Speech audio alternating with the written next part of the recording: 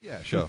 All right, well, let's move into Muppets Most Wanted. So we had, in 2011, we had the reboot of the Muppets. The Muppets movie was it written by James Segel? Jason Segel? I know he produced it, and he was very instrumental in getting it made. I think he might have wrote it as well, at least co-wrote it. So he was a big player in that, and they made a lot of jokes in that movie about how the Muppets were they needed a big comeback, and they hadn't really been popular for a long time, and no one really cared about them.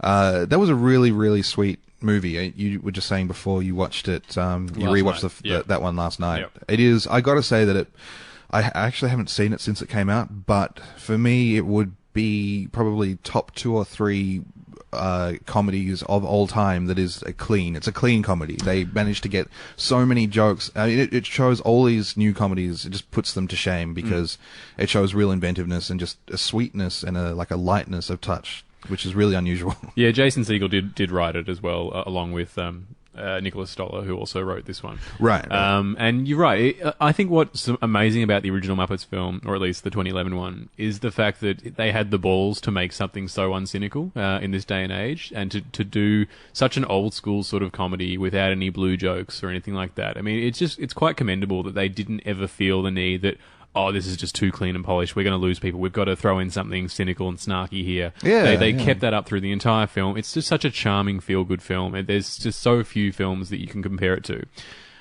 Which is, the Muppets Most Wanted doesn't have that same sort of pure heart. It's a slightly different film, but it still works on its own merit. Should we go to a clip? Yeah. So the basic story here is that there's an evil frog, Constantine, who looks exactly like Kermit, only he's got a mole on him. He's in cahoots with Ricky Gervais's character, Dominic Bad Guy, and they form a plan to switch identities with Kermit, and evil Constantine is leading the Muppets. So this is a clip where Constantine and Dominic Bad Guy are having a chat backstage.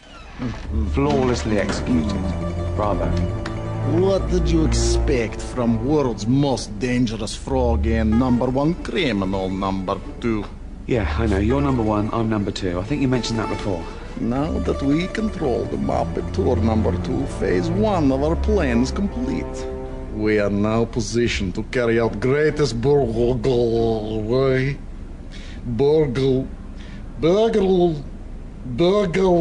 Yes, of all time, and pin it on those gullible Muppets who will spend the rest of their miserable lives behind bars. Tonight, we steal the painting. And then we'll have all we need to steal the unstealable, the crown jewels of England, ensuring that my name goes down in history as greatest thief of all time. You mean our names, right? Of course. My name first, then spacebar, your name. Awesome. I love their double act. I love those two. Yeah, they work really well. And I think the best thing about Muppets Most Wanted is Constantine, with that ridiculous accent. The fact that he manages to pass it off, and he pretends to be Kermit, and he just says that he's got a cold. That's why his voice sounds funny. And then we get to watch him try and learn through videos to imitate Kermit so he can do the show. Yeah. All those kind of things work so well. I mean, those are the funniest parts of the movie. So the original obviously had a very classic sort of storyline. They were literally getting the band back together to raise enough money to save the theatre. You know, it's a classic storyline, and they also draw attention to how classic and overused that was. So for the sequel, they decided to go for a caper movie. I think that's a great idea. There's not many other places you can go once you've done that, that amazing storyline in the first one, and this picks up minutes after the original film ends as well. Which is pretty bold. And they also disregard the entire events of the first film as just a movie, and no one cares about the Muppets, which is kind of depressing, I found. It kind of didn't make much sense then that they were going on it doesn't really matter. No, it doesn't matter. They were going on a tour when they just managed to build up their brand to be so huge, and then they go on a tour where no one cares, which didn't make any sense at all. But I mean, so what? That's not a big deal. So Jason Segel's got no involvement with this one, but as I mentioned before, so Nicholas Stoller wrote it along with James Bobbin, who also directed it. And then James Bobbin is famous for Flight of the Conchords, mostly. That show, and of course, the Ali G show as well. Yeah, he was one of the biggest writers on that, I think. Yeah. So, really, really funny guy, obviously. And I think a great choice to do this. And I think they probably just couldn't possibly recreate that warmth and humanity of the first one, because it was so flawlessly done. Anything, if you tried to do that exactly again, it was just going to be a very pale imitation. So they sort of let that slide and went on a more conventional, heist film, I guess. That doesn't have, it's not cynical, but it's just not as loving as the first one, I guess. No, it doesn't have that warmth. No, which I think is a lot of people having problem with. I saw a lot of negative reviews this film when it first came out, and I think everyone just wanted to feel that happy again, which is fair enough. Yeah. I mean, that's the problem, is that the 2011 one set the bar so incredibly high. I was talking to someone the other day, I was thinking if Muppets Most Wanted came out first, I mean, it might not make much sense, but if it was to come before the 2011 one, there's a chance that people would really be reacting to this a lot more favorably, because the first one set the bar incredibly high. It's never going to reach heights like that again, I don't think. Yeah. But it doesn't mean that it's not funny, and just because it doesn't have the warmth and the heart there, I mean, like we were saying before, it really worked for the kids there. They were finding it really funny. Exactly, yeah. And I think it was a genuine gag machine. Like, I was just laughing so much during this film, and even if I wasn't connecting to it like I connected to the first one, it didn't really matter, because it was just a great caper film, and much more in the spirit of some of the earlier Muppets films as well. And they still didn't go blue or anything, It's not a dark, cynical film by any stretch of the imagination. It's just a fun film. And I think the most cynical note might be when they first start and they open with the song about the sequels and how they're never quite as good. Yeah, it sort of lets the air out of the balloon right off the bat. It's a strange choice. Yeah, it's a really hard thing to do, is that to admit your faults before anyone else can point them out. That way, they're not really faults anymore if you can acknowledge them. It was a funny notion to start off with a big musical number about how this movie wasn't going to be as good as the last one, but that doesn't help it when it's not, and it doesn't excuse it when it's not. So it was a weird way to start off. I know what they're thinking, that's just to try and put aside comparisons, but you can't put it's a direct sequel. So, and as one of the characters very funnily points out during that song, it's not really a sequel. This is the seventh sequel they've done. So probably the eighth Muppets. I think the eighth movie. Right, yeah. But that's probably about as cynical as it gets. I think it is funny, and it's generally pretty damn funny consistently throughout. Some of the songs, though, definitely didn't have that sort of pizzazz that the first movie. Some of the, that "Am I a Muppet or a Man" song from the first one, it didn't really seem to be a standout song that really took over and sort of was like the centerpiece of the movie. So again, all comparisons, but I mean, what apart can from you the do? sequel song, honestly, I can't really remember many of the songs from the film already. They've sort of just come and gone. I enjoyed them while they were on, but they didn't stick in my head like the songs from the first film did. They're all done by the Flight of the Conchords guy as well. Cool. Brett McKenzie. So same guy as the first one. Musical supervisor, yeah.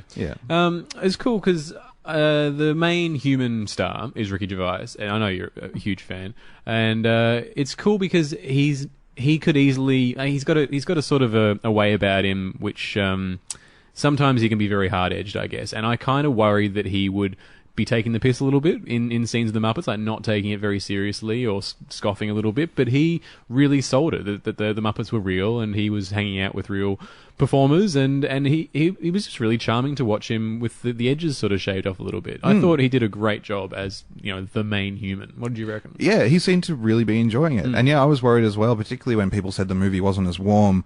I was worried that maybe some of that was due to Ricky Gervais having this kind of like a negativity that he brings to, which I always find funny. Definitely, but in other projects. And even though he's the bad guy, he was incredibly sweet. I really enjoyed the performance. And he's got a great dance number in actually in the song that follows the clip that we just played. So I mean, he had a really good time with it. It worked really well. Totally different kind of character than Jason Segel's one in the first movie. Absolutely. But yeah, and him as Dominic bad guy was just it worked really well, I thought.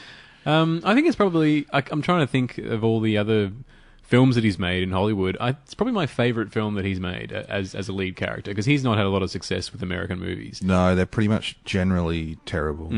or he's just playing himself in a cameo, and it just kind of gets a bit repetitive and boring. I mean, obviously, The Office and Extras are just masterpieces of television. Love both those shows to death. I think he's very clever, along with Stephen Merchant, but his movie work hasn't been that stellar. Probably the best one I could remember is Ghost Town. Even that's not very good. Oh, that's not very good. No. What do you? Is there any other? It's okay. I actually walked out of The Invention of Lying. Yeah, that's atrocious. Yeah. It was a long time before we were doing this show. I mean, nowadays I wouldn't walk out of anything. But and actually, the reason I did was because it was a double feature, and this was the second movie, and I only hung around just out of curiosity. So when I walked out halfway through, it was half indignant, and just also, it's midnight, and I've already seen a movie, and I kind of just want to get out of here. So, but that was pretty damn lazy and bad, and just didn't really reflect what he's good at doing. Ghost Town was kind of sweet, but so cliched, and him and Stephen Merchant as well. Actually, I just saw Stephen Merchant's show Hello Ladies, the HBO show. I'm not sure if I talked about it on here. We generally don't talk about TV. It is just diabolically bad, and it's such a shame because he's so good. But it feels like one of the worst sitcoms you've ever seen. Like, it was just, if you had to sit down for 2 hours and you had to write 10 shows, and all you knew to do is just throw in the most conventional and cliched gags, and that's what they've ended up with Hello Ladies. So it seems like when Stephen Merchant and Ricky Gervais go over to America, their output is nowhere near as good as when they're working together back home. Like, they made Cemetery Junction, which is not meant to be a comedy and wasn't a brilliant movie, but it had a little bit of heart, and you could tell they were trying to do something. Yeah. It was kind of sweet. It was pretty cliched though, but I enjoyed it. Yeah, it was. Yeah. So back to this anyway. Tina Fey obviously probably is going to be the second human lead, and she plays a very broad comedic character. But I thought she was really, really funny and just sort of hitting all the right notes for this very silly performance. Yeah, and it's just funny to see them in a gulag, in a Russian gulag, to have a gulag feature in it's a amazing Muppets movie. How long they spend in the gulag as well during the film. Yeah. Yeah. Almost half the film is set there. Yeah, actually, that's probably true. Yeah, it's pretty funny. So, yeah, I don't really know what about the cameos? A lot of people there's been this ongoing argument as to whether this endless run of cameos, which the Muppets have always been known to do anyway, whether that was distracting or whether it actually worked. I think it's fine, and as you say, it's what they've always done. I mean, every single episode of the Muppet Show had a celebrity guest, and the movies have always had cameos from random celebrities. I think it's fine. I mean, it doesn't work in other sort of films, but the Muppets exist in their own very special universe where they can do whatever the hell they want because it's always worked for them, I feel. Yeah. So, yeah, I've got no problem with the celebrity cameos. I will admit there were some celebrity cameos that I didn't know who they were. Yeah. But that's just me. There's a guy that pops out of a box towards the end, and I think it felt like it was meant to be a grand reveal, and I'm still yet to find out who that guy actually was. I thought the cameos worked pretty much the whole way through, but there were times when a character was on screen and it seemed to be that the only joke is that they are a famous actor, whereas in the first movie they seemed to actually be playing characters, and it seemed to work it seemed to be a little smoother in the first one. This seemed to jolt a little bit every now and then. The only cameo that really annoyed me was Chloe Grace Moretz. Do you remember when she popped up? Yeah. It just seemed like, I don't know why that annoyed me than the other ones. She was like a paper girl or something. Yeah, it just didn't make any sense why she was there, or maybe it was the terrible accent she was trying to do. That one just jarred, but the rest of it were fine. I was cool with it. The one that I really didn't get is Celine Dion. Now, I love that. I thought that was fantastic. I don't know if she got the joke. I'm sure she would have got the joke. She seemed either... Okay. No, she definitely got the joke. Okay, so to make that clear, guys, there's a running gag with Miss Piggy wanting to sing Celine Dion songs, and everyone in the film obviously hates them because they're terrible, and it's just this running joke that Celine Dion sucks. And then later on, Celine Dion comes along and does a duet with Miss Piggy, and it's really funny. And she's she's doing it like she's in an 80s video. Yes, she's it's so going sincere. Really over the top, and I think there's no way that they would have shown her the script and she wouldn't have got what that was going on. She knew that they were making fun of her, and she was just being a really good sport about it. That's very possible. That's true. It might be my dislike for her that made me think.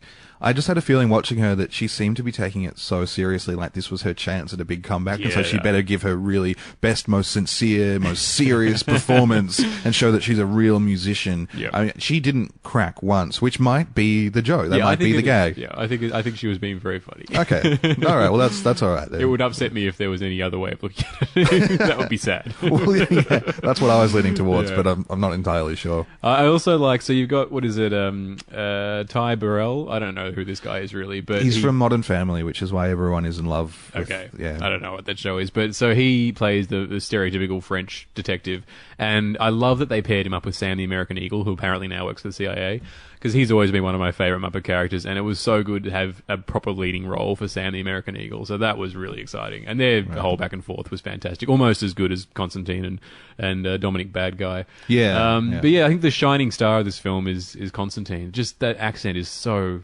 hilarious, and all the comedic things they managed to cram them all into, and it's just constant. I don't know. I don't understand why the reviews have been so poor for this film, because it's a lot of fun. No, I think it's just suffering in comparison to the other film, because it's not. It's enjoyable. I mean, I don't really think that it amounts to much, and that's definitely what the first one did. Is it really built itself up into something kind of into quite a big deal. This is it's a really nice way to spend 90 minutes and to watch a fun kind of knowing story. Actually, there's a lot of similarities between this and the Lego Movie, like using current American sitcom stars and comedians, so really making it like with a modern kind of flavor. I guess for some reason they run fairly parallel to me, like, and they're very sort of self-aware as well. Like they know, both films knew that they were films, and so you have a very, very modern take on both the comedy and the actual filmmaking. And I mean, I probably preferred the Lego Movie, but I think Muppets Most Wanted probably worked a little bit better, actually. Well, definitely for the kids, as you mentioned, they were more engaged in it. I think the other thing with the first one is, because it was sort of such a big revamp and a big comeback film, they had license to use some of the most recognizable elements of the Muppets universe, because in that film you had the Manamana song, and you also had the Rainbow Connection as well. Oh, yeah. So when those moments come on screen, you're just like, oh, yeah, amazing. People who've never even seen the Muppet Show will know what the Rainbow Connection is and know that Kermit sings it. And it's just such a great payoff moment when you finally get that. And this film, they couldn't just recycle that. So you're taking out those real key connection moments. And I think that makes this sequel just a little bit harder to embrace than the 2011 one. Yeah, actually, that's a good point. But it's not its fault. It's doing what it can. I think it's a great, fun caper film. I loved it. Yeah, it's definitely fun. And if you've got kids, it's definitely worth taking them to. Oh, yeah.